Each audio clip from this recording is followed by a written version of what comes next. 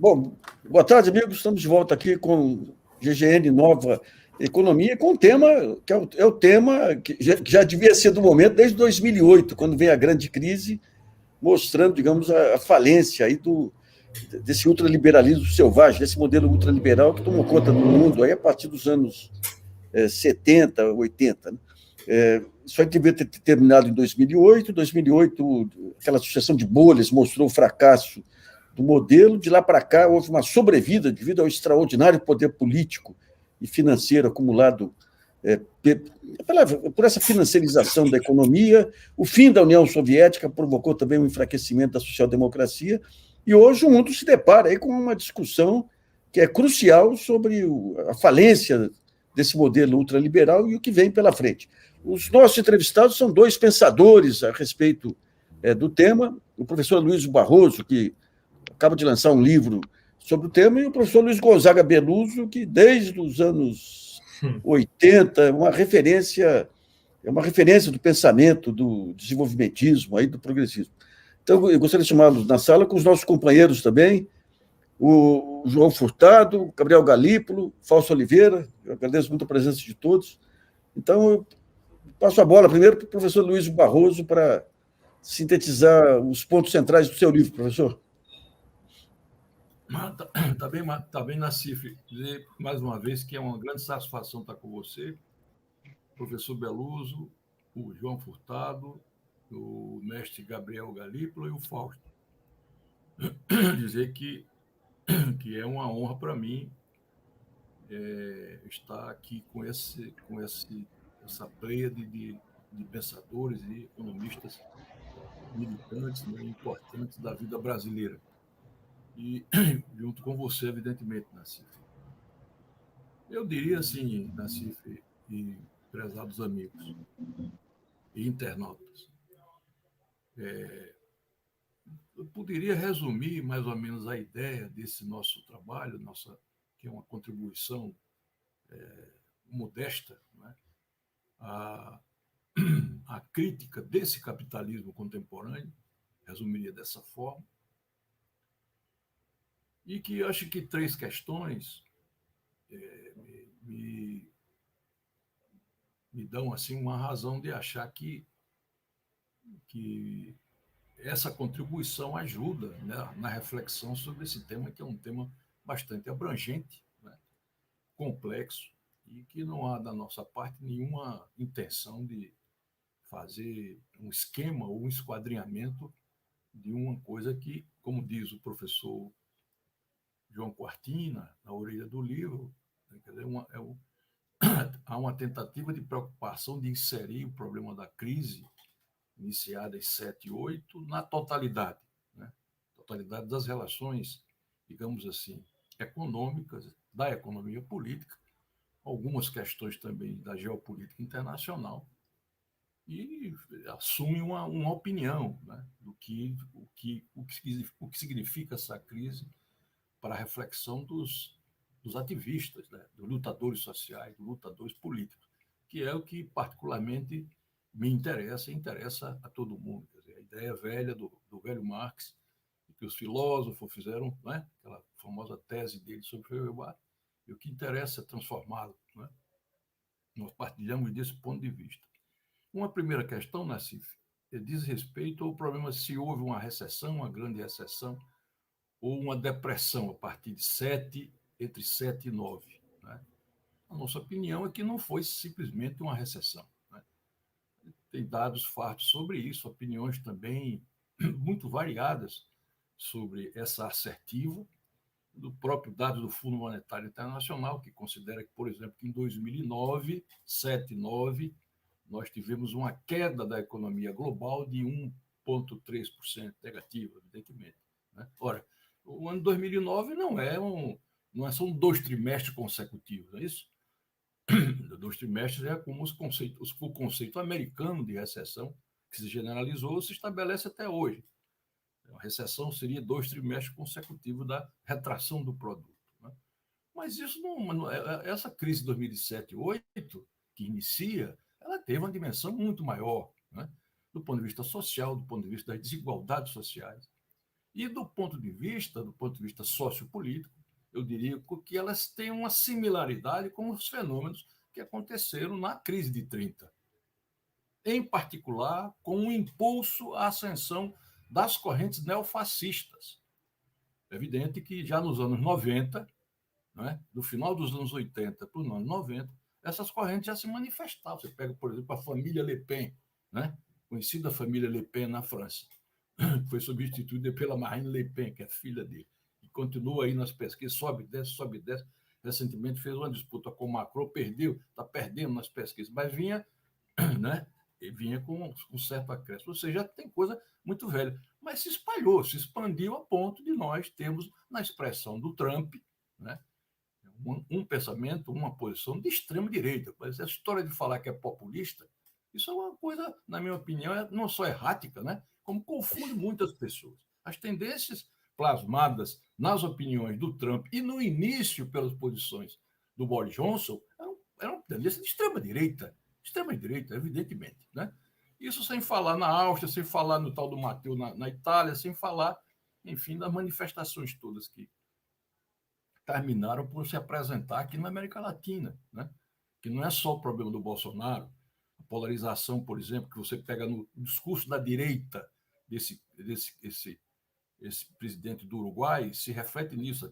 O golpe que houve na Bolívia se expressa também, na minha opinião, dessa maneira, mas especialmente esse aí, né, que dispensa denominação. Eu acho que, então, essa questão, Nassif, pessoal, a gente procura argumentar com vários dados. O conceito do Klindenberg, que é um grande pensador da Grande Depressão Mundial, o conceito do Sidelsky, que recentemente deu uma opinião sobre isso, biógrafo do Keynes, não é? E uma série de outros pensadores, como já mais à esquerda, o Michael Roberts, o Anwar Sheikh, etc, etc, etc. E os nossos pensadores aqui também no Brasil, com as suas características, né?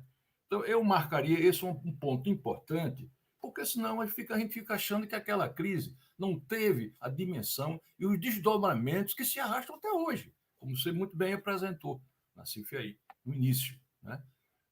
Então, eu acho que esse é um ponto, não vou me estender sobre isso. É evidente que isso é uma opinião, não tem nada de definitivo, é um ponto de vista, né?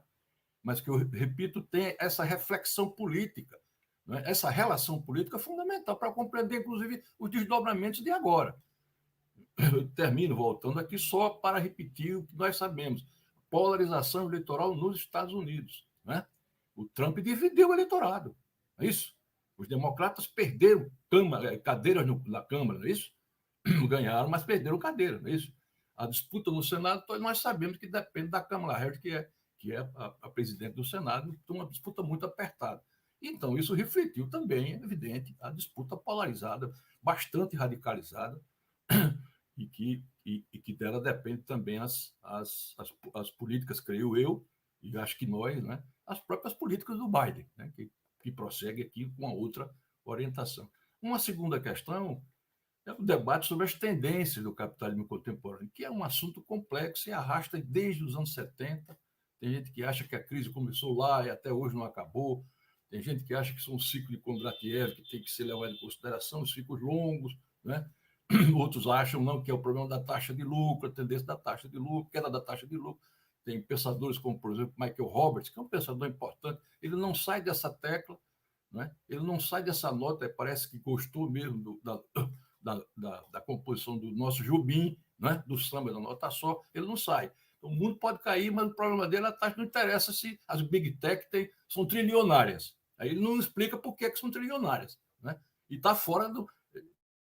Para ele, deve estar fora da computação dos lucros, né? Então, pega a Amazon, pega Google, Facebook, tudo isso são pequenas empresas, né? Empresas paupérrimas. Então, é evidente que elas têm que contar hoje na dinâmica do capitalismo contemporâneo. Você não pode excluí-las, né? Ou então não pode tergiversar sobre o significado da lucratividade desses grandes oligopólios, né? Que hoje, inclusive, pautam também a luta política nos Estados Unidos, o problema da regulamentação, não é isso? Das grandes bigs. A nossa opinião, o nosso debate, pessoal, é que, aqui seguindo, não é? Repito aqui, porque isso é a Escola de Campinas, que a gente procura, a nossa formação é da Escola de Campinas, né?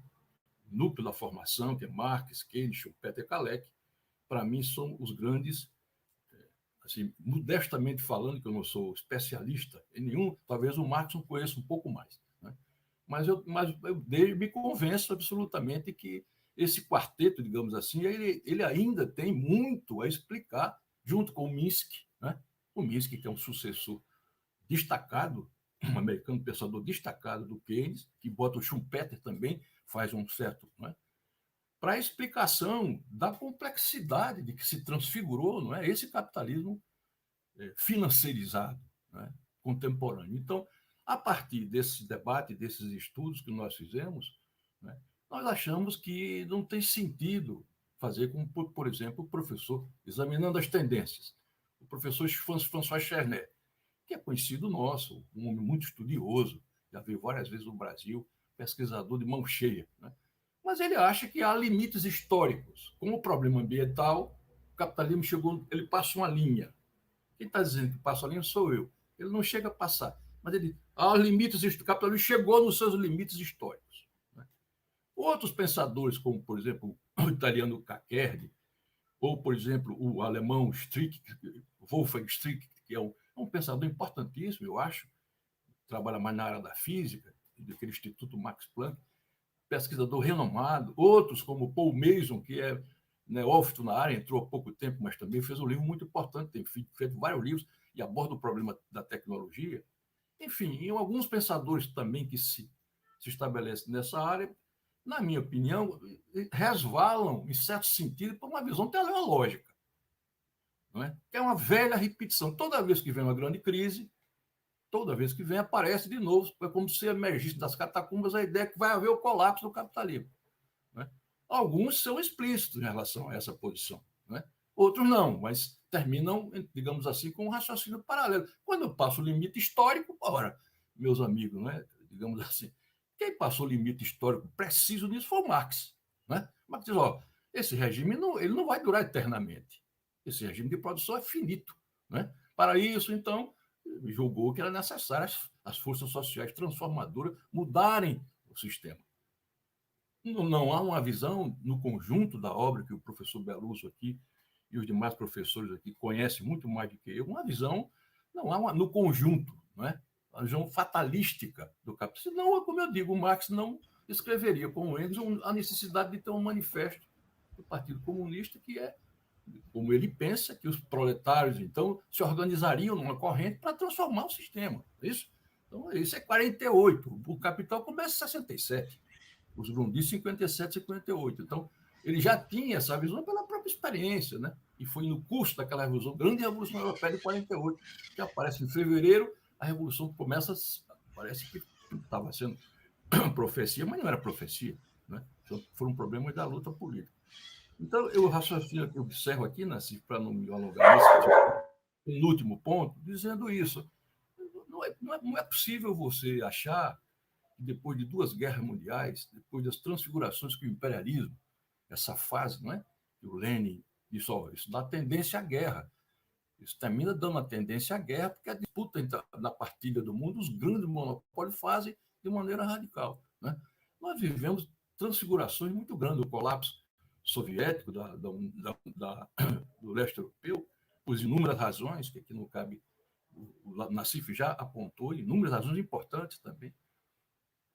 Porque, por exemplo, o Losurdo, que é um grande pensador que vocês todos conhecem, diz, ó, não fica falando que foi um processo interno, porque a União Soviética veio 30 anos de guerra por fora.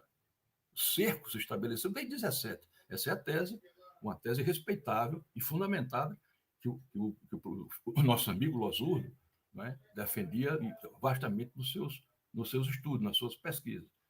Então, quer dizer, a experiência que nós temos tido é que há essa transfiguração que o capitalismo consegue fazer, não é? No curso dessas transformações, inclusive internas, de sua própria base técnica, né? As chamadas revoluções industriais, tema que o Engels estudou em 45, né? Situação da classe trabalhadora da Inglaterra, foi onde eu vi a primeira vez o conceito de revolução industrial. Está lá no primeiro capítulo, né? do livro do Engels. Preciso, em 1875. Né? As transformações que terminam agora do que nós também concordamos em chamar de quarta revolução industrial. Né? Então, eu queria ver, então, Luiz, para a gente fazer uma rodada com todo mundo ali, muito boa a exposição. Eu queria ver com o professor Beluso. Beluso, a gente tem o capital, o trabalho, depois os grandes oligopólios, as grandes transnacionais, e agora tem, além do poder financeiro, tem o poder dessas big techs aí, com esse poder que se impõe até sobre a atividade produtiva, de tratar com as emoções do público aí, ganhar esse ultrapoder. Essa nova etapa do capitalismo, que hoje é global, aí, de que maneira que vai se refletir nessa questão do desenvolvimento?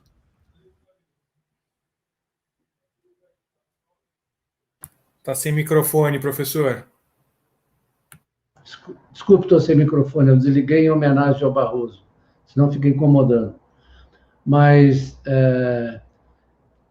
eu entendo que eu gostei muito da exposição do Barroso, espero que os outros também se manifestem, mas eu queria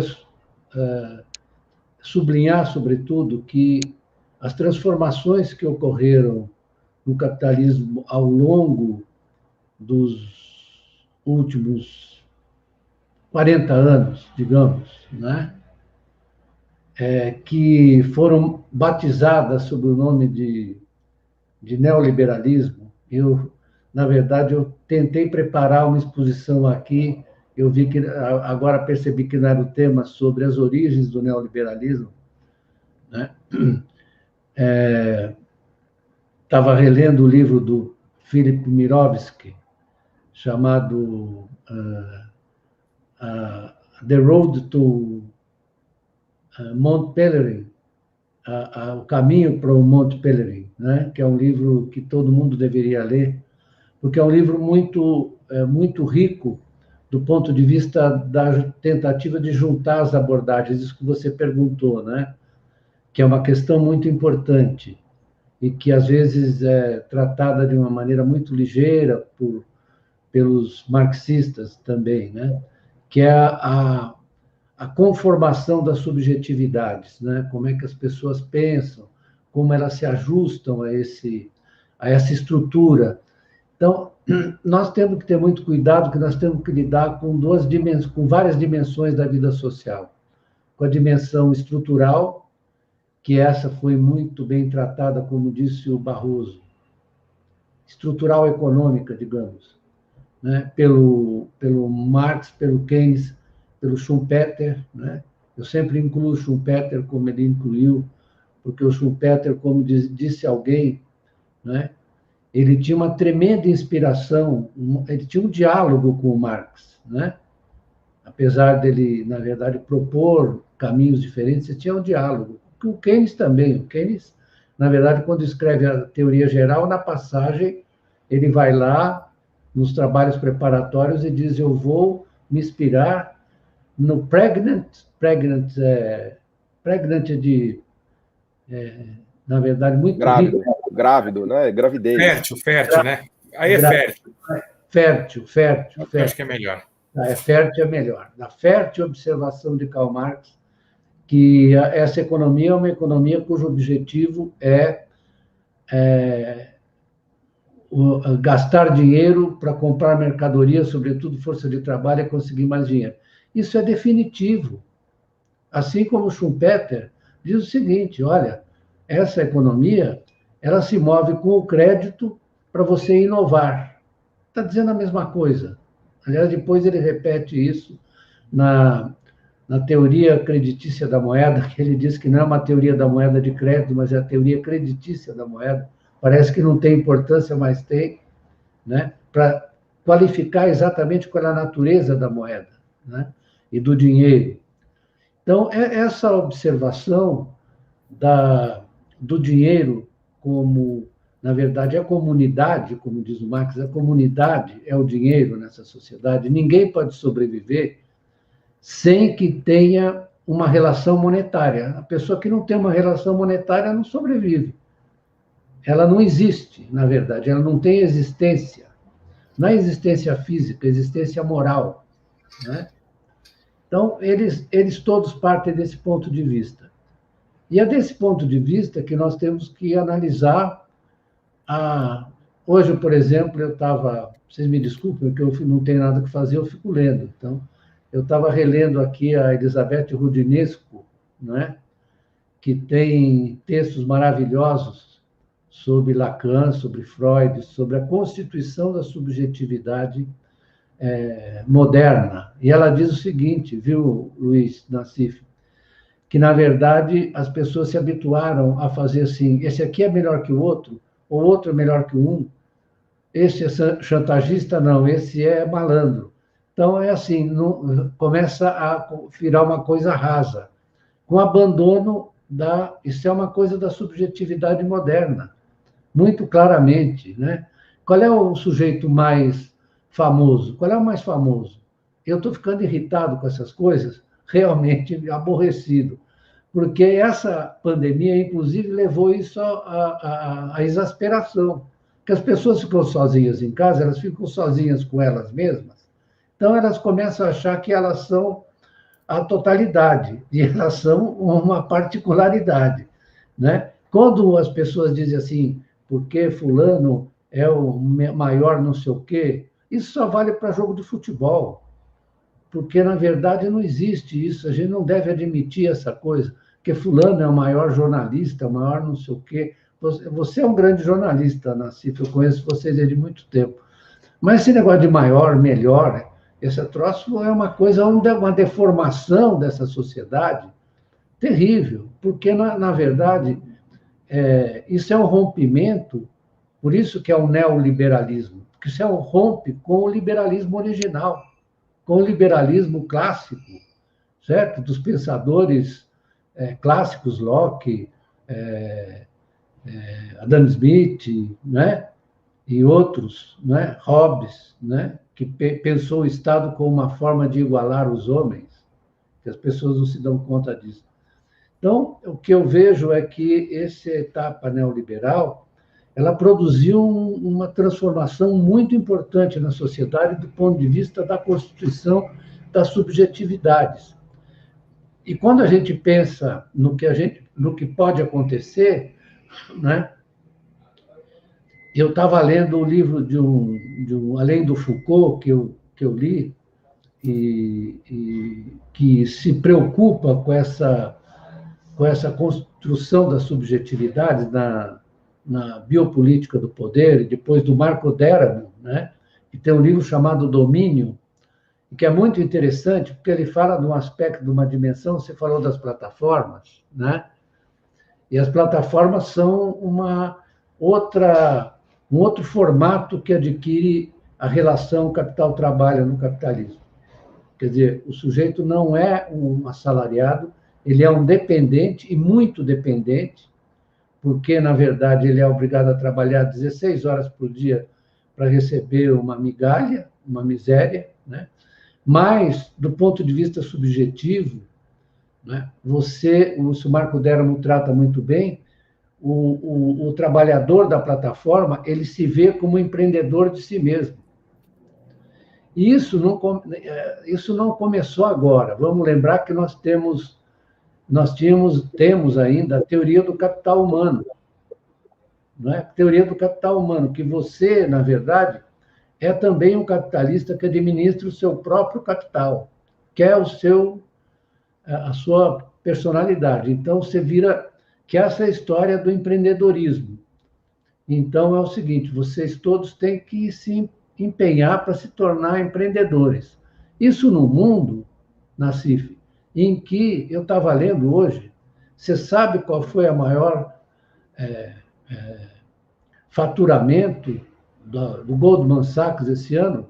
Foi fusões e aquisições. Fusões e aquisições. Então, o Gabriel sabe bem disso que eu estou falando, né, Gabriel? Isso é o padrão de investimento hoje predominante entre as grandes empresas. Ou seja, você vai ter, o FMI publicou um documento que eu recomendo que vocês leiam, que o FMI está mudando de cara com essa Cristeva aí, né? Tá mais engraçado, não é isso, Paulo Gala? Esse está mais engraçado, esse FMI. Na verdade, faz tempo já, ela está só coroando essa mudança aí, mas faz uns bons anos, já que o FMI está meio constrangido, né? Exatamente, perfeitamente. E o FMI publicou um trabalho sobre a concentração e financiarização das grandes empresas, da concentração desses grupos.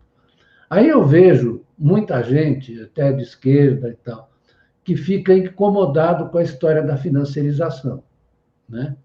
Então, a palavra também, cá entre nós, ela não é muito feliz, porque ela está tentando se referir a uma coisa nova.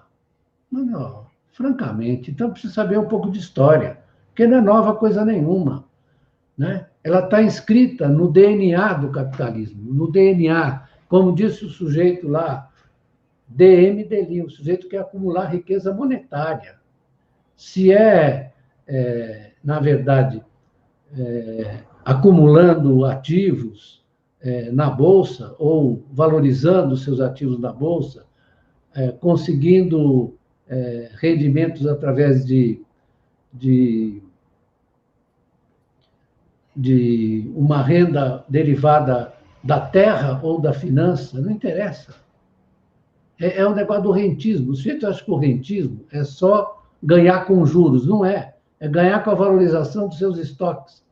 Esse é o rentismo mais predominante, foi predominante no período de juros baixos, né? O que acontecia? O sujeito estava capturando uma renda pequena, mas ele estava valorizando o seu estoque, a riqueza existente, o que já existe. E esse exemplo do Goldman Sachs, acabei de ver no Financial Times agora.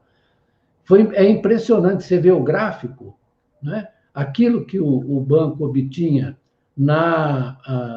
no trader diário, nas negociações da Bolsa, foi ínfimo diante do que ele conseguiu ao financiar fusões e aquisições. Vocês, tanto o Gabriel quanto o Paulo, que, na verdade, trabalharam no mercado financeiro, sabem que eu não estou falando um absurdo. Então, isso é uma forma de patrimonialismo, de rentista. Isso o capitalismo virou, e o pessoal fica nervoso, porque acha, quando fala da financiarização, fala se é contra banco. Mas, amigo, não se trata de ser contra nem a favor. Se trata de se observar uma tendência estrutural de um sistema econômico e social. É isso que você está falando. Não tem nenhuma reverberação moralista, e não se trata de moralismo. Se trata de você avaliar com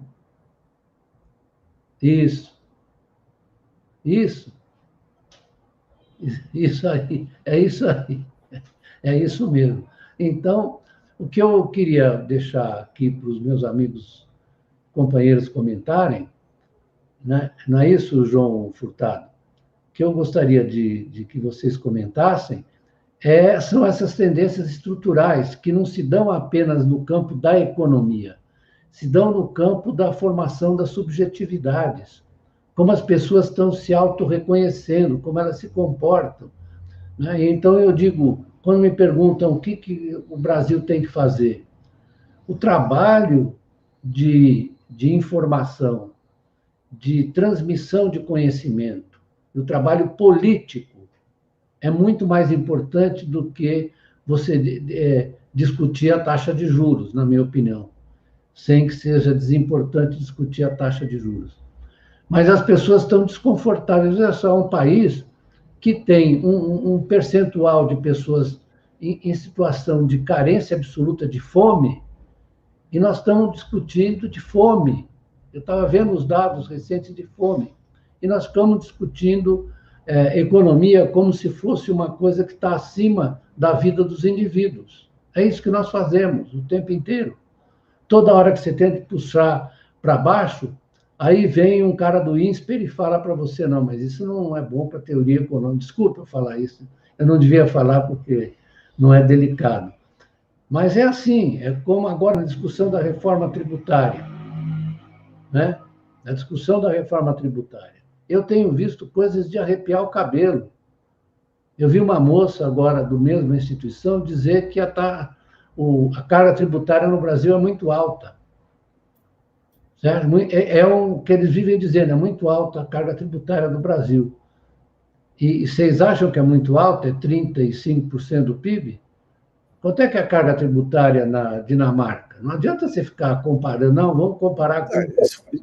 Se for separar tributo sobre consumo e sobre ganho financeiro, é indecente, né? O problema é quem paga essa carga tributária. Né? Paga, exatamente. Então, 50% da receita fiscal brasileira é de impostos indiretos. 51%, para ser mais preciso, né? De impostos indiretos. E aí, a reforma tributária que está sendo proposta e está sendo também dilacerada no Congresso é um desastre. Desastre. É uma coisa absurda. Né? Só tem de bom o fato de que tem cobrança de dividendos, que o Brasil é uma exceção, junto com a Estônia, que não cobra. Eu posso falar disso livremente, porque eu recebo da Facamp dividendos, e acho uma injustiça eu não ser tributado. Injustiça, pronto, eu falo, que é uma coisa absurda e vergonhosa. E aí vem a Solange Srur, agora tem que falar, que diz que tributar dividendo vai terminar com o impulso das empresas a investirem. Ah, tá bom. Então, eu sou a favor de que não faça nenhuma tributação sobre as empresas. E, nesse momento, o que está acontecendo no resto do mundo? Tanto o Biden quanto a Europa estão querendo criar um imposto geral sobre as empresas, para impedir a fuga para o paraíso fiscal. Será que as pessoas não sabem que as empresas realizam as suas atividades no lugar e, na verdade, realizam o lucro no paraíso fiscal? Isso está mais do que demonstrado, está mais do que provado. Então, eu queria apontar isso. E, ademais, é o seguinte, não vai acontecer nada se nós não conseguirmos rever a estrutura financeira e monetária internacional. Nós não estamos no planeta Netuno, estamos, Gabriel? Nós estamos no planeta Terra. Então, aqui, um dos danos que causam para as decisões e para as condições de política econômica de um país como o nosso é essa dependência do fluxo de capitais. Veja o que está acontecendo com... Hein, pessoal? Veja o que está acontecendo com o câmbio. Ora ele tende a 4,80, ora ele vai para 5,50. O que é isso? Isso é uma situação razoável para você estabilizar as expectativas das pessoas e as empresas investirem? Isso está lá desde os anos 20, que o Keynes vem falando disso, depois ele foi para Bretton Woods, perdeu, né? E agora está todo mundo falando, né? Todo mundo está falando que é preciso rever, todo mundo fora do Brasil, né? Porque aqui ninguém fala nada.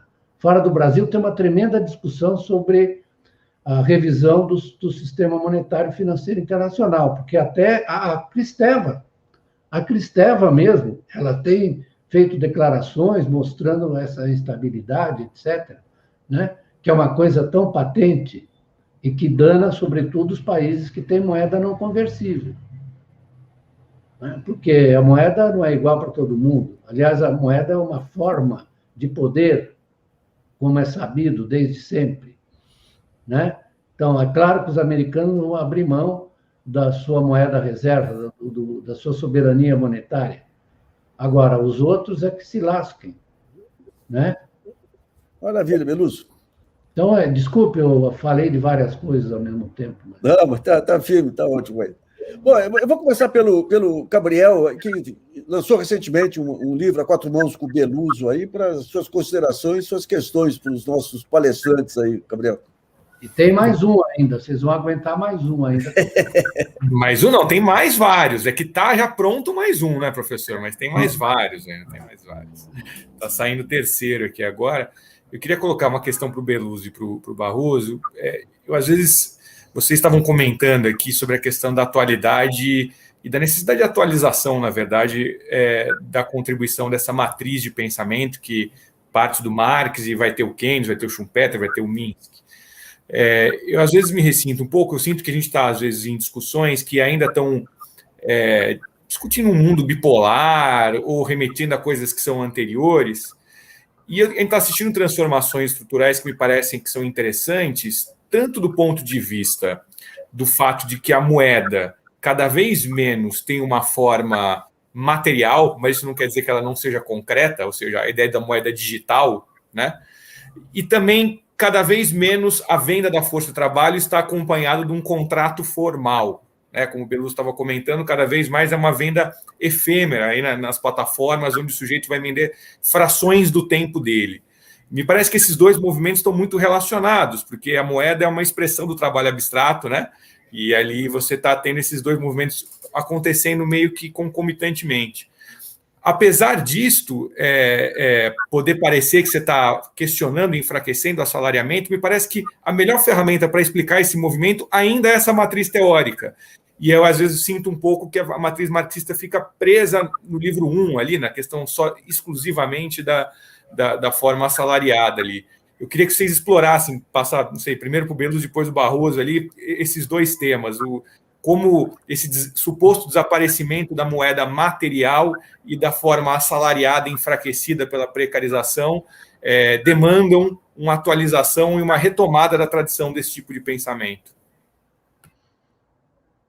Você quer que eu fale, Barroso? Sim.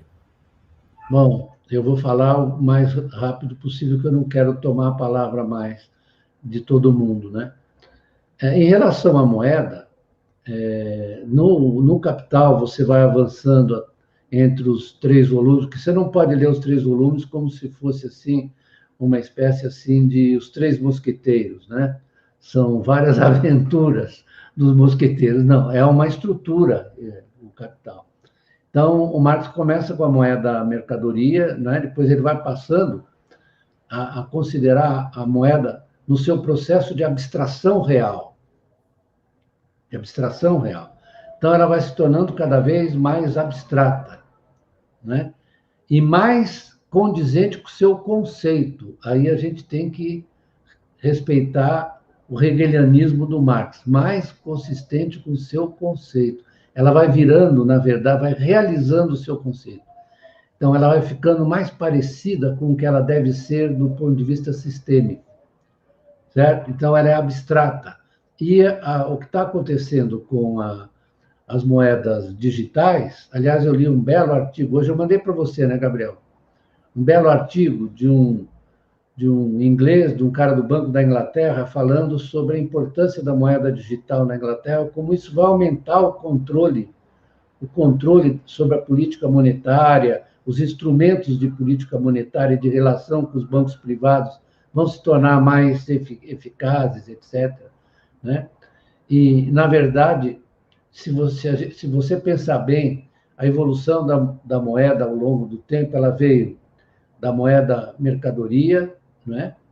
E a moeda mercadoria, na medida em que se generaliza, ela permite o desenvolvimento da moeda bancária. A moeda bancária começa com os bancos emitindo, na Inglaterra, notas de papel.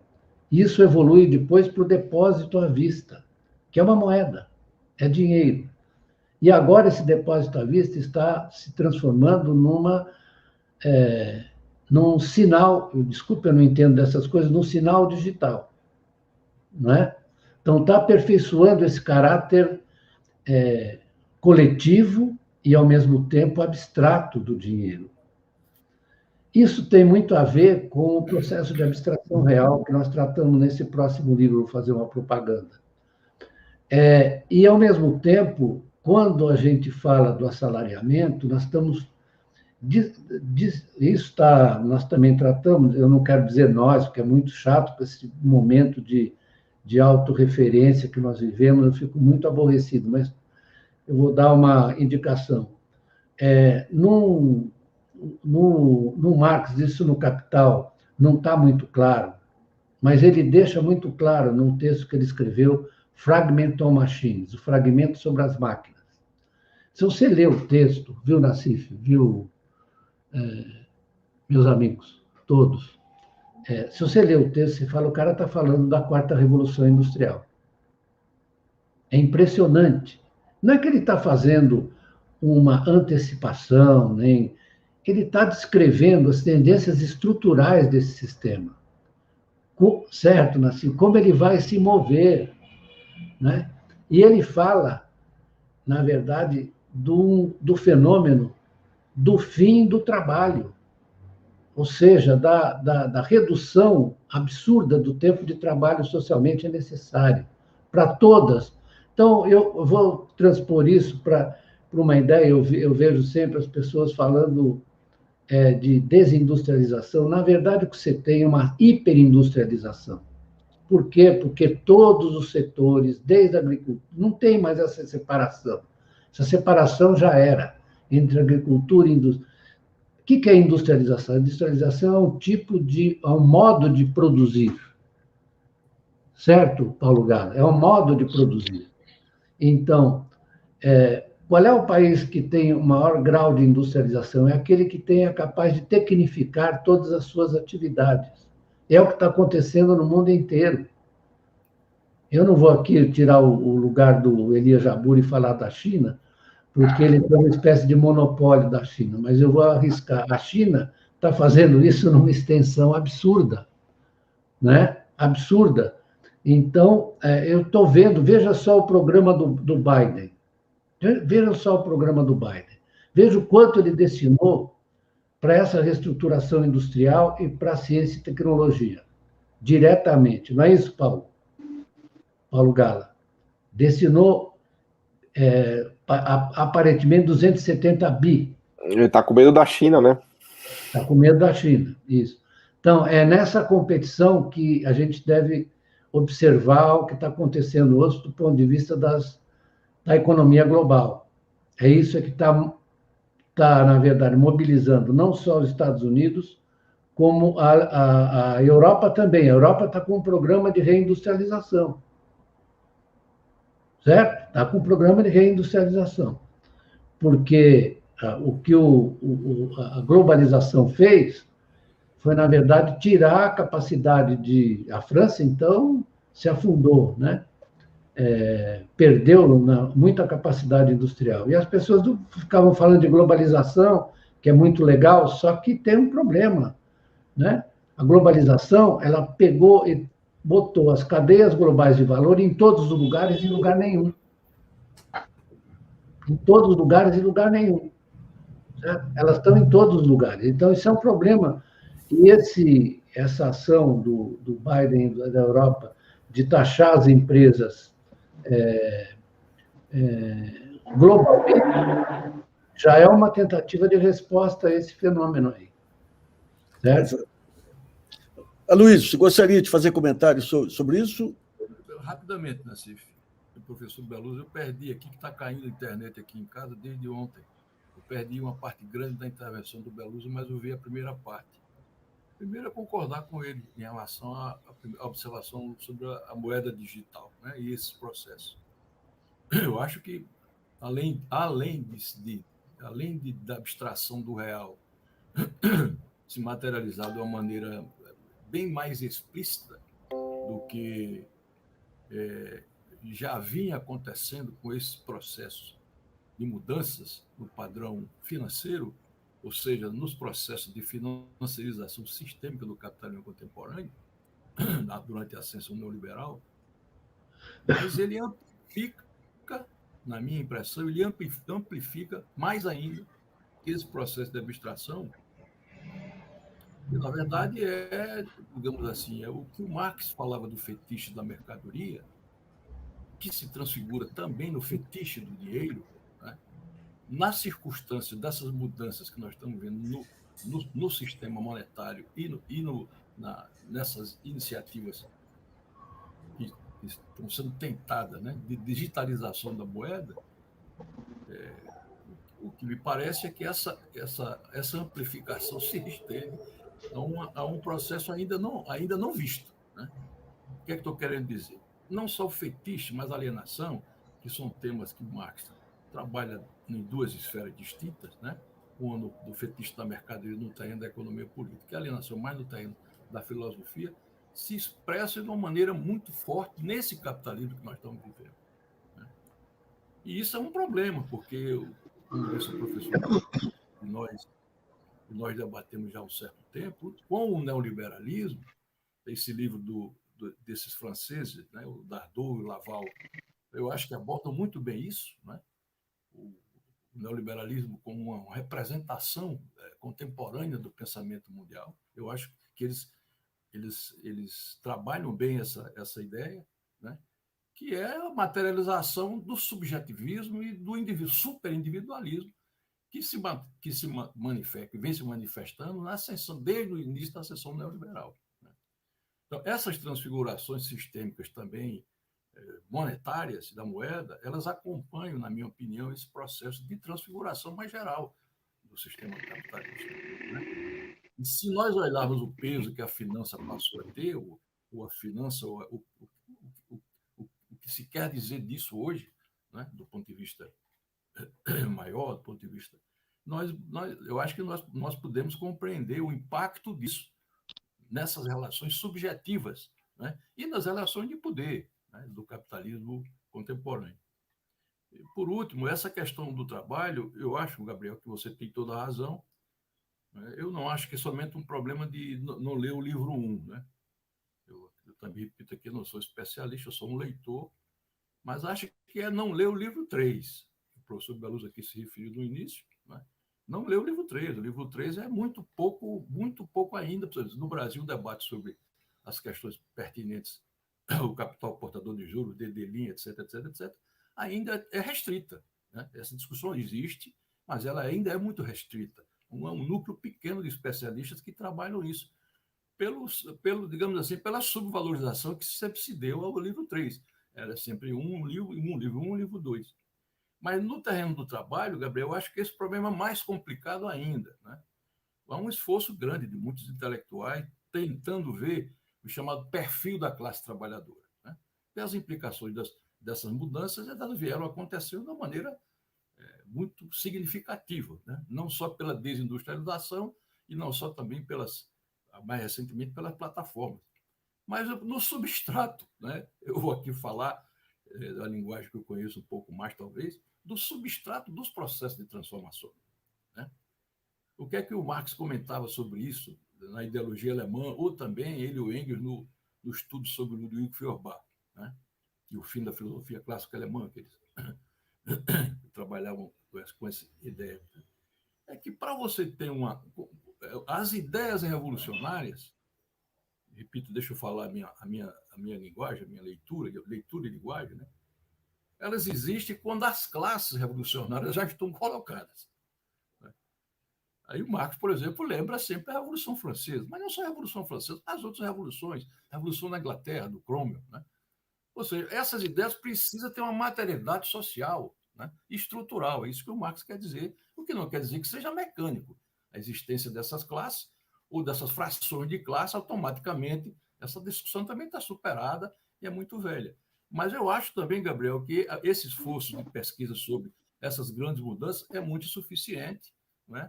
E eles não dão conta ainda de uma dinâmica real, de uma dinâmica viva. Por exemplo, termino aqui, as manifestações do Chile. Né? A manifestação do Chile não se perguntou ali que tipo de classe, digamos assim, quem é que estava na frente, embora tinha partidos políticos progressistas, avançados, mas foi uma coisa tão massiva, não é isso? Que se arrastou por quase 2 anos, que tiveram um impacto político-eleitoral muito grande. Né? Então, ou seja, não é preciso ter uma classe porta-voz, como se pensava no passado, você tem toda a razão sobre isso, para que você tenha um processo de sublevação política e social, como, por exemplo, o Chile, me parece que expressa bem, contemporaneamente, né, o grau de satisfação que o ultraliberalismo, né, levou a uma mudança política importante, inclusive na Constituição, né, na mudança da Constituição ainda do Pinochet. Maravilha. Sérgio Léo, bola é sua. Eu estava pensando aqui em trazer isso um pouco para a gente olhar à frente. Né? O seu livro dessa crise no liberalismo, neoliberalismo. Essas crises do capitalismo ajudam a se rever certas mitologias na economia, e isso é muito claro quando a gente vê aí o que está fazendo a Europa e os Estados Unidos, né? Particularmente esse a pandemia, ela trouxe, ela tornou mais visível essa guinada que comentaram aí, ou até o FI. Agora, em crise, o capitalismo entrou. Mas o capitalismo, mesmo no meio da crise, ele conseguiu criar essas big techs, mostrar uma vitalidade em setores como a tecnologia, principalmente. Então, eu queria saber de vocês, a gente já está sentindo sinais de recuperação econômica, grande parte puxados pela Ásia, mas já nos Estados Unidos, um pouco na Europa. Se esse novo modelo de precarização do trabalho, de financiarização, ele vai conseguir sobreviver a essa crise fazendo aí uma arrumação e adotando um pouco um perfil, alguns princípios keynesianos, reformulando um pouco ou desmoralizando um pouco aquela crença cega no poder absoluto de controle do mercado, de regulação do mercado. Não? Bom, Beluso. Bom, eu acho, você colocou muito uma questão importante e eu acho muito esclarecedora, porque nós estamos vivendo um momento de transformação e de transição mesmo. Eu não estou comparando o Biden com, digamos, para chegar a uma coisa concreta, o Biden com o Trump. Eu estou comparando o Biden com o Clinton. O Clinton, que era um democrata, ele, na verdade, foi o promotor das últimas reformas que levaram à desregulamentação financeira. Ele acabou com o Glass-Steagall de uma vez, que era um ato que disciplinava o funcionamento dos bancos e das instituições financeiras nos Estados Unidos. Né? Então, olha só, são vários presidentes, eu só vou dar vários, veio o Reagan, depois vem quem nós podíamos estar falando. O Bush. Vem o Bush, os dois Bush, né, que vão na sequência ali. Depois tem um democrata, esse democrata é o Clinton, aí volta. Obama. Aí vai para o Obama, por exemplo. O Obama, na verdade, ele que presenciou e participou das medidas que foram tomadas na crise de 2008, 2009, ele foi muito tímido. Muito tímido. Ele simplesmente, na verdade, está dito num livro escrito pelo Bernanke e pelos outros, e alguns outros que trabalharam no FED, dizendo que eles não perceberam perfeitamente qual é a natureza daquela crise. Barroso, isso é mania de keynesiano que critica presidente americano de ser tímido. Isso é uma tradição que vem desde o Keynes com o Roosevelt. Eu nunca vi, esses caras ficam com essa mania. O Keynes deu no Roosevelt, de maneira assim exagerada. Eu não estou fazendo isso, eu estou dizendo que o próprio Ben Bernanke reconhece que foi insuficiente aquilo. Né? No entanto, e até por ter sido insuficiente, porque há muita coisa que é deixada na obscuridade. Né? Por exemplo, a economia americana, depois de 2010, se eu não estou enganado, 2010, ela começou a se recuperar, mas com taxas de crescimento muito baixas. E aí você teve o problema da estagnação secular. Né? Por quê? Porque o mercado de trabalho continuou muito, muito frouxo. As pessoas não sabem que 40% da força de trabalho dos Estados Unidos, isso mencionado pelo Robert Reich, que foi secretário do Trabalho, 40% é precário, é tempo parcial. Isso é mais um sinal da disrupção, desculpe a palavra disrupção, da disrupção do assalariamento. Na verdade, eu vi um documentário, não sei por que ele não foi... Eu assisti, fui convidado para comentar aqui num dos cinemas ali da Avenida Paulista, que é um cinema cultural. É um documentário magnífico sobre as condições de vida dos que perderam os empregos na desindustrialização americana. Eles vivem em barraco. Vivem num barraco, ou então vivem num trailer. E ninguém fala nada disso. Aí os caras ficam discutindo o mercado de trabalho como ele fosse o mesmo do período fordista. Né? E particularmente perverso num país que não tem sistema público de saúde universal. Né? Exatamente. Você sabe que há um trabalho de um grupo de sociólogos americanos que resolveu estudar o que aconteceu com os trabalhadores, os aposentados que aceitaram a conta pessoal, a conta a poupança pessoal para prover sua aposentadoria.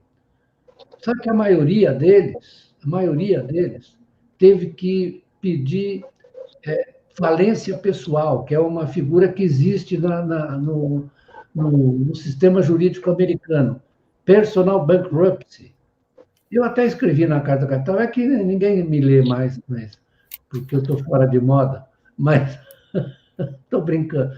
Mas eu escrevi vários artigos falando isso, né? Que é uma coisa assim assustadora, porque os velhos eles têm que pedir falência pessoal, que eles não conseguem comprar comida, não conseguem comprar remédio.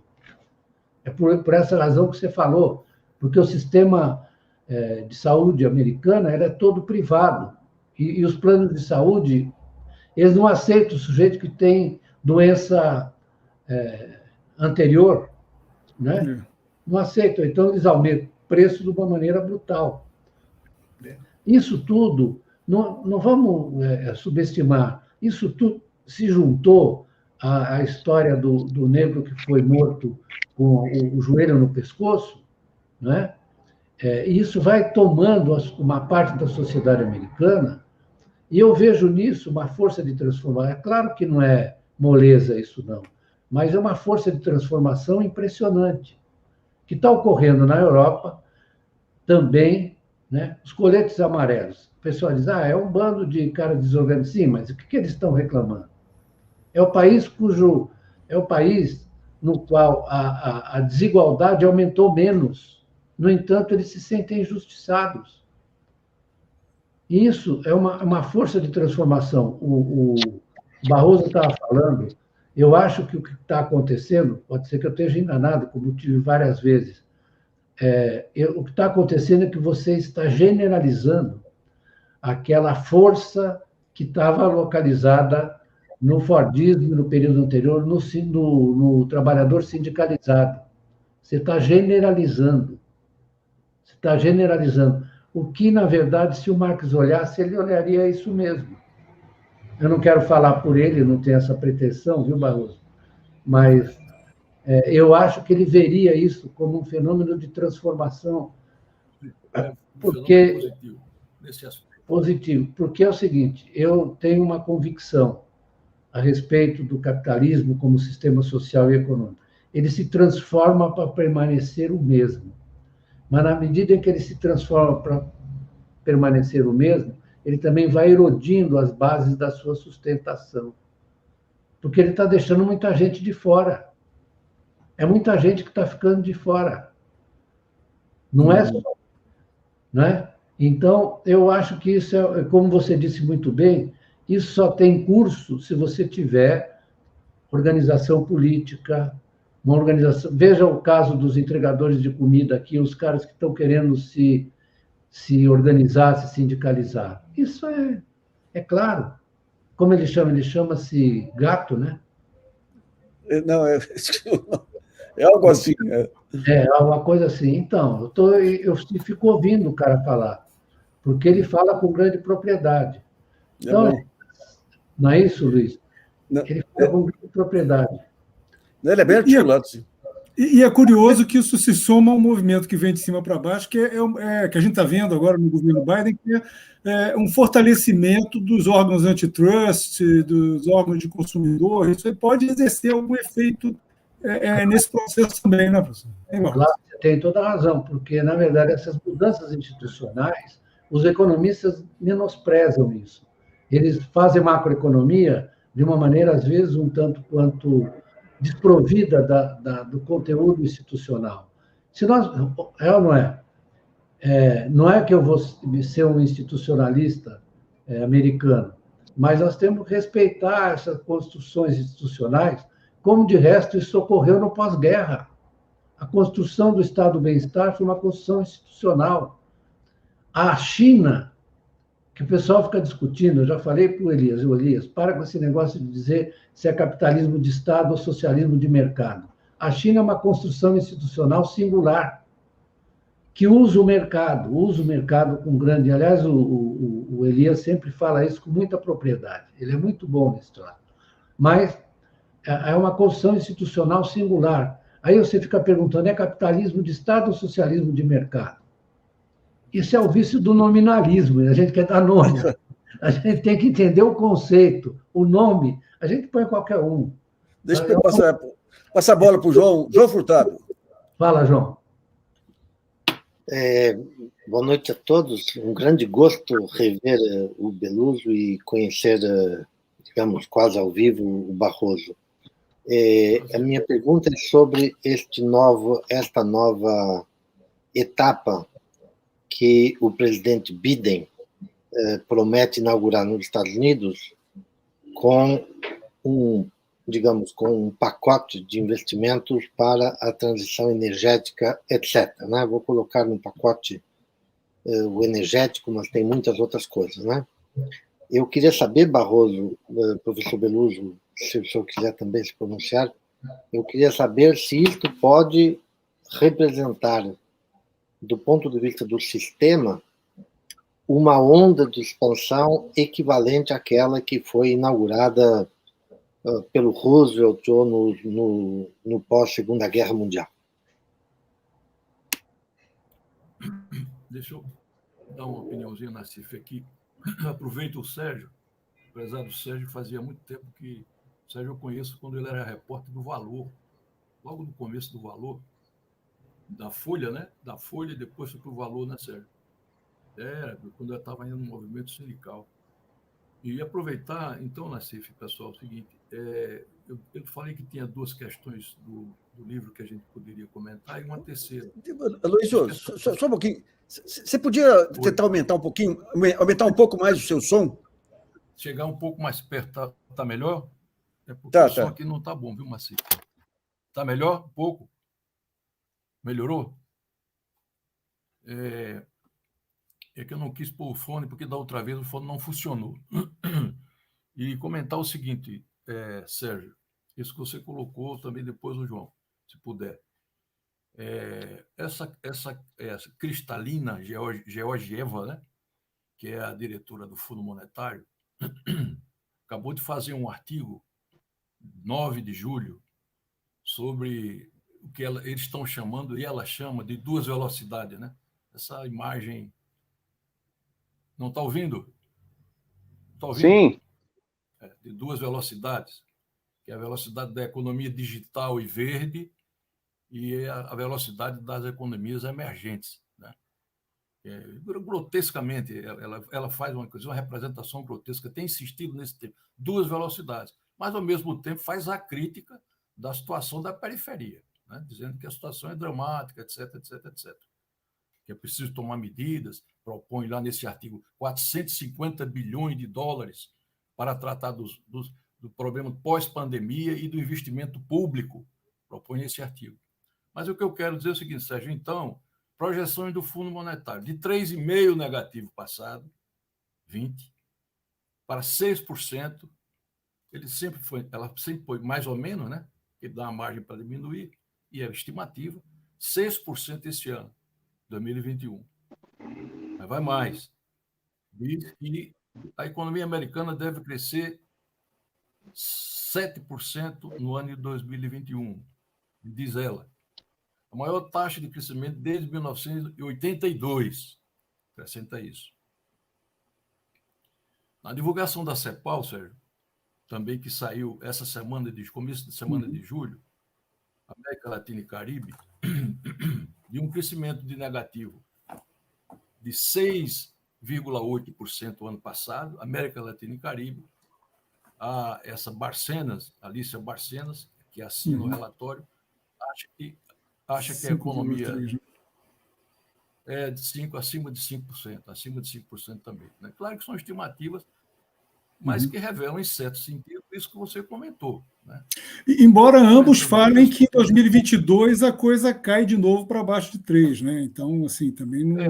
É exatamente isso sobre o que eu quero comentar, Sérgio, porque, quer dizer, ao mesmo tempo que nós fazemos a crítica da ideia da estagnação secular, ou da estagnação como modo ontológico do capitalismo, como queriam o Baranhos, né, aquele estudo famoso de 76, que fez muita moda, ainda faz, né? Faz muita moda. Da mesma forma que a gente faz a crítica, a nossa preocupação é fundamental que esses impasses desse capitalismo são inéditos. Né? O que é que você pode descrever como espaço inédito? Por exemplo, a posição dos bancos centrais. Por exemplo, as posições do quantitative easing. Né? Naquele gráfico que a gente demonstra, que é um gráfico tirado dos estudos do Federal Reserve, não há limite para a compra de ativos por parte do Federal Reserve é plausível. Depois da sequência de trilhões de dólares. Né? Não há limite. Em função da visão que eles têm de como a posição americana no sistema de relações internacionais e na economia e vis-à-vis a China, né, creio eu, deva se comportar. Então, o que tem acontecido? O que tem acontecido são crescimentos, um processo de estagnação depois da crise do período que a gente analisa, 7 e 17, estagnação, um pequeno crescimento americano, mas esse crescimento estagnado na Europa e no Japão em particular, eles sofrem sempre sequências para baixo. Então, quando 17, você teve um pequeno crescimento, depois logo 18 voltou atrás. Então, você tem períodos prolongados, na mesma medida que o neoliberalismo introduziu crises várias durante o período, desde 87, crise no Japão, crise nos Estados Unidos em 2000, crise antes no México, crise na Tailândia, crise na Argentina em 2001, crise em 2007. Então, a sequência de crises onde esse componente financeiro tem sido, da mesma forma, talvez por essa razão, você não consegue uma sustentação do crescimento médio razoável. Né? Nem razoável, você não consegue. Né? Esse tem sido... Ou seja, se você não tem estagnação, você não tem... por outro lado, você não tem horizonte de crescimento que se sustenta, dado este grau de instabilidade, né, que se acresceu nessa dinâmica mais recente do capitalismo neoliberal chamado. Essa é a minha impressão. Agora, sobre o Biden, João, aqui o professor Beluso e o Gabriel talvez sejam mais indicados de comentar sobre isso. Né? O que eu vejo é o seguinte, é uma resolução de contradição desse problema de você ter políticas fiscais de austericídio e, de repente, dar esse cavalo de pau. Quer dizer, essa posição americana enfrenta a Europa disposta a seguir a essa orientação? Acho que essa é uma primeira questão, vendo do ponto de vista global, vendo da economia central, melhor dizendo. Né? Acho que esse é um componente. O outro componente é que, efetivamente, como você falou do Roosevelt, né, havia um outro ambiente. A posição do Roosevelt foi a fragmentação do sistema americano, o Roosevelt enfrentou efetivamente. O professor Beluso acabou de se referir sobre isso, sobre outro ângulo. Né? O Glass Act é da época do Roosevelt. Ele teve que enfrentar o sistema financeiro daquela época e tomou medidas, outras variadas, para poder prosseguir esse curso. Né? O sistema financeiro americano, termino aqui, João, pergunto, vai ficar de mão atadas, né, em relação a essa posição, digamos assim, mais produtivista, se é que se pode falar isso. Né? Eu sei que não é produtivista, mas eu quero dizer assim, esse pacote de infraestrutura americana é um pacote, como já foi dito aqui, de fôlego, né, que se propõe de fôlego. Né? Mas, muito bem, o Wall Street vai se acomodar? Eu acho que essa é uma interrogação que eu, sinceramente, acho difícil que haja esse acomodamento pelo papel que a finança tem hoje, mas é possível. Essa é a minha impressão. Maravilha. Bom, João, Fausto Oliveira, a bola é sua. Que legal. Eu queria perguntar aos professores, enfim, me sentirei honrado com a resposta de qualquer um dos senhores. O seguinte, simultaneamente ao que foi comentado a respeito da moeda encontrando a sua identidade talvez mais essencial, não quero usar uma palavra muito idealista aqui, mas no sentido de encontrar o nível de abstração que talvez fosse aquele, né, mais intrínseco ao conceito de moeda, historicamente, simultaneamente encontra-se o mundo numa situação de derrocada da ideia de que a escassez, né, é um princípio fundamental do sistema. E aí, claro que eu estou me referindo ao surgimento da teoria monetária moderna, né, como assunto comum, né, embora ela, obviamente, não seja exatamente uma teoria moderna, mas ela se tornou um assunto comum.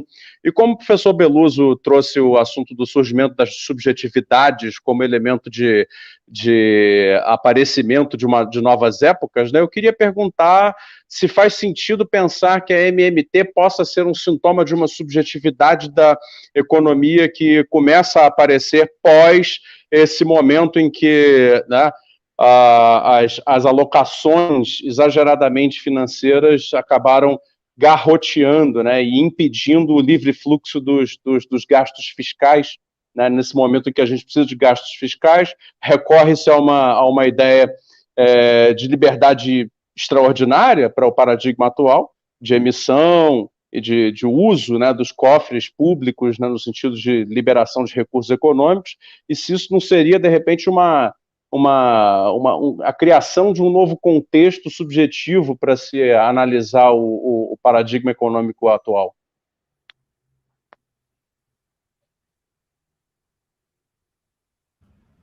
Beluso, está sem som. Eu tiro o som em respeito aos que estão falando, né? Mas deixa eu falar um pouco com o João sobre o Roosevelt e o Biden, né? Eu acho que isso é uma coisa que está lá o tempo inteiro. Eu entro todo dia num site que eu recomendo que vocês entrem, coisas boas, do Roosevelt Institute.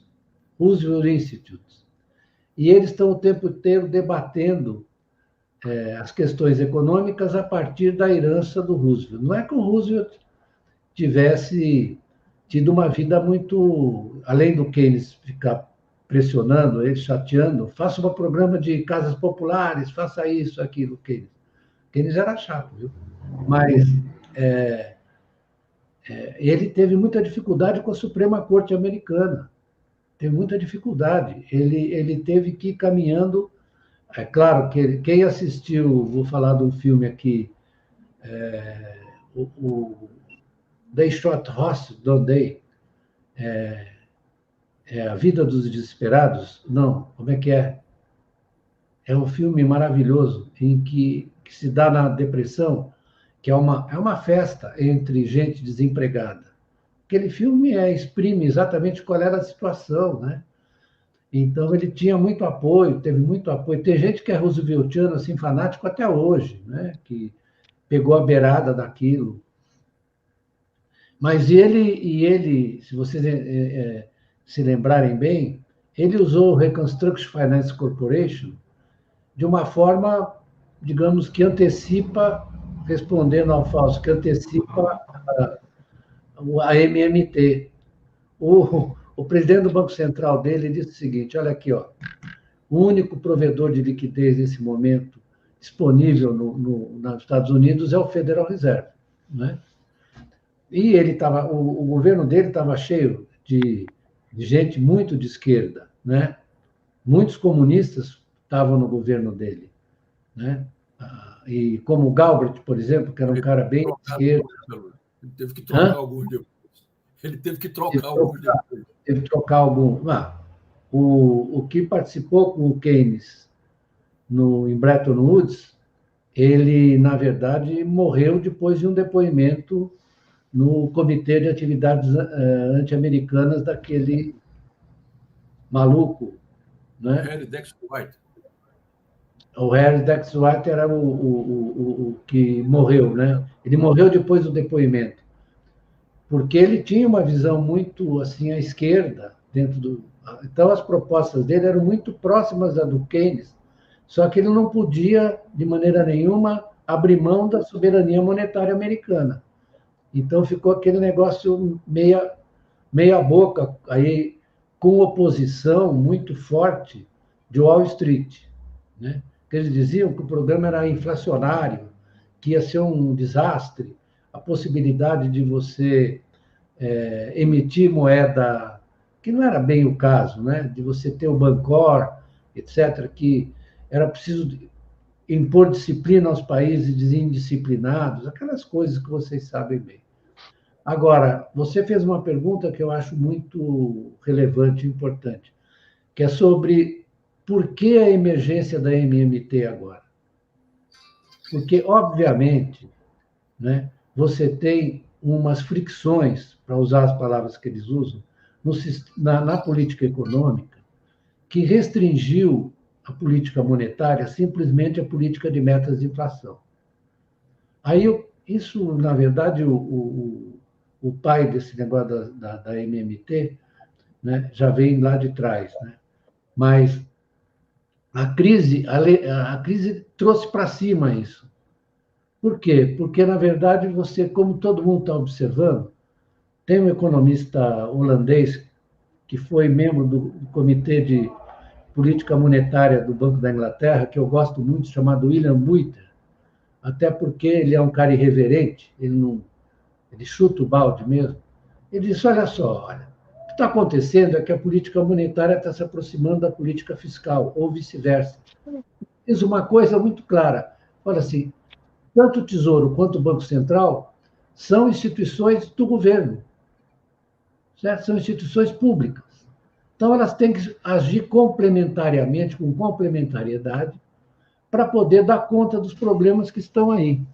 Então, você quer saber, Serginho, moeda digital, com centralização do controle no governo, mais essa crise que você está tendo aí, é um problema de poder também, Fausto.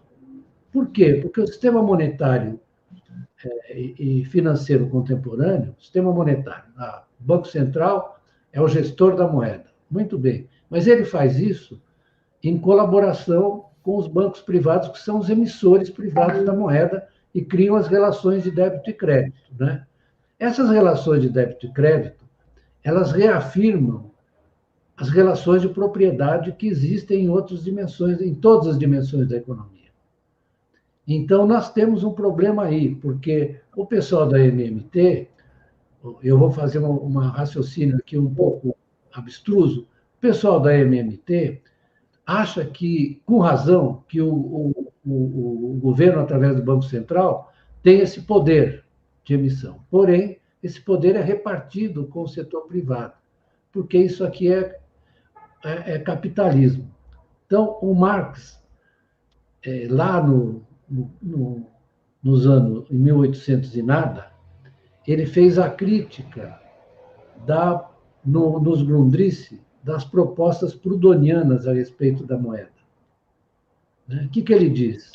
É muito interessante o que vocês estão dizendo, isso, na verdade, a moeda tem esse caráter universal, etc.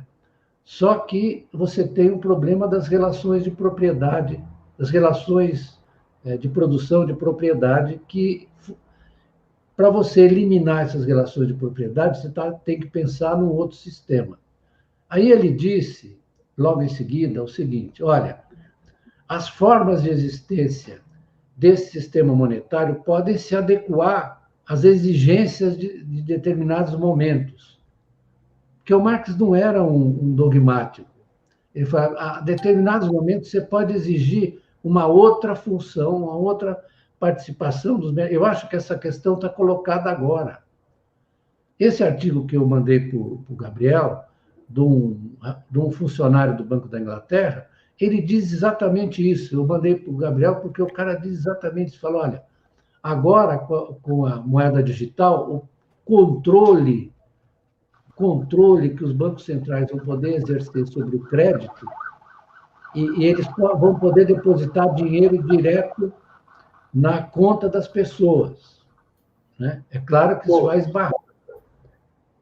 vai esbarrar e os obstáculos que estão postos aqui numa sociedade de proprietários, etc.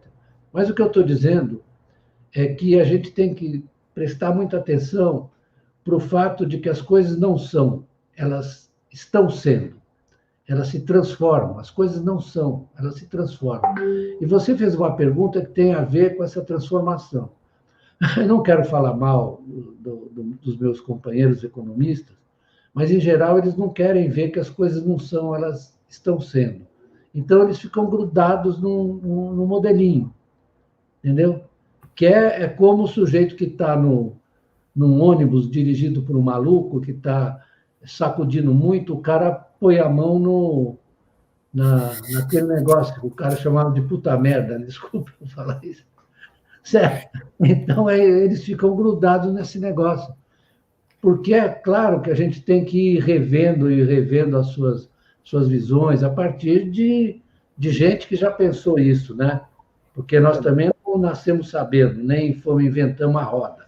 Nós somos, na verdade, herdeiros, como dizia o nosso... o francês lá que escreveu o Espectro de Marx, Althusser? Não, Althusser não, esqueci, estou com a memória para nome. É o Jacques. Bom. Escreveu um livro chamado Espectro de Marx. Eu reli o livro outro dia. Ele diz isso, nós somos herdeiros. Somos herdeiros. Temos que, na verdade. O famoso Derrida, né, professor? Isso, Derrida. Exatamente. Desculpe o esquecimento. Eu li ele ontem, mas esqueci. Todos os Jacques meio se parecem. É isso. Bom, professor, nós estamos chegando ao final. Queria agradecer muito aí a exposição. Eu acho que para uma próxima rodada, porque nós falamos hoje aí, vocês falaram brilhantemente sobre a questão da globalização, a questão das novas formas de produção, e agora entra, só nessa fase final, um ponto central que aumenta substancialmente o poder do Estado Nacional, que é o Banco Central tendo controle da última milha, que é o cliente na ponta. Né? Então, e com esses movimentos que estão surgindo agora de refortalecimento do Estado para conseguir coibir essa brutal concentração de renda, eu acho que numa próxima rodada nós precisamos discutir aí o papel do Estado Nacional, das instituições, na construção aí dos novos países destruídos aí por essa crise. Queria agradecer muito ao Beluzio. Opa, o Aloysio caiu e voltou. Queria agradecer também ao professor Aloysio Barroso, ao Gabriel, Fausto, João Furtado e Sérgio Léo. E voltamos, é muito, muito boa a discussão aí, o que tem de indicações de livros aí já garante uma semana. Eu posso mais um? Vai, filho. Um livro que acabou de sair da turma do Skidelsky, chamado The Return of the State, escrito por vários economistas ingleses. The Return of the State. Maravilha. Então é isso aí, pessoal. Abração.